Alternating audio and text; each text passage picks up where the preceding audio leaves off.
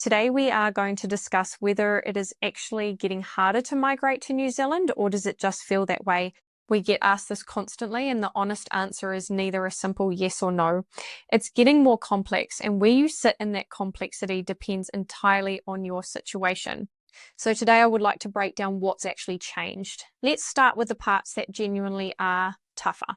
Wage thresholds keep climbing alongside the median wage, currently sitting at $35 an hour for skilled employment categories, and that threshold is reviewed regularly. A job that looked skilled and well paid a couple of years ago might not clear the bar today. Employer accreditation and genuine employment checks have also tightened. Immigration New Zealand has been actively strengthening its settings to weed out roles that aren't genuinely skilled, genuinely full-time, or don't genuinely need an overseas hire. Occupation lists now somewhat place applicants into categories. These are the red list, the amber list, or the green list. Also, some of the newer, more flexible pathways simply aren't available if your occupation sits on the wrong one. Global interest in moving to New Zealand has spiked in recent years, which means more applications competing for the same jobs and the same places on the same pathways.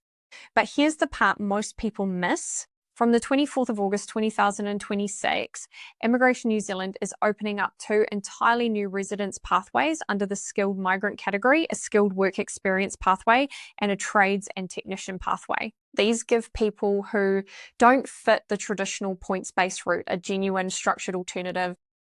The work experience requirement for some pathways has also been reduced from a maximum of 3 years down to 2, and there's now a grace period built in. If you start your skilled work within 5 months of your work visa being granted, you lock in the wage threshold that applied on that date, even if the median wage rises before you actually start. New Zealand qualifications are also getting stronger recognition in the points system from August 2026 onward. So if you study here first, that pathway has genuinely gotten more rewarding, not less. So why does it feel like things are only getting tougher? Because the settings have gone from one relatively simple point system to multiple different pathways, each with its own wage rules, its own qualification requirements, and its own occupation list restrictions. More options should mean more flexibility, but it also means more ways to misread the rules and back the wrong pathway.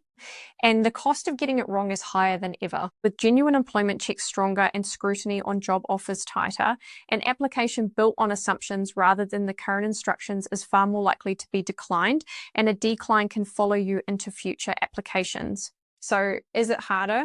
The honest answer, it's harder to do well by yourself, and easier than ever to find a pathway that fits if you know exactly where to look. The applicants who succeed aren't necessarily the most qualified on paper. They're the ones who match themselves to the right pathway under the current rules at the right time. That's the shift. It's not that New Zealand has closed the door, it's that the door has multiple locks now and each one needs a different key. So what's the next step?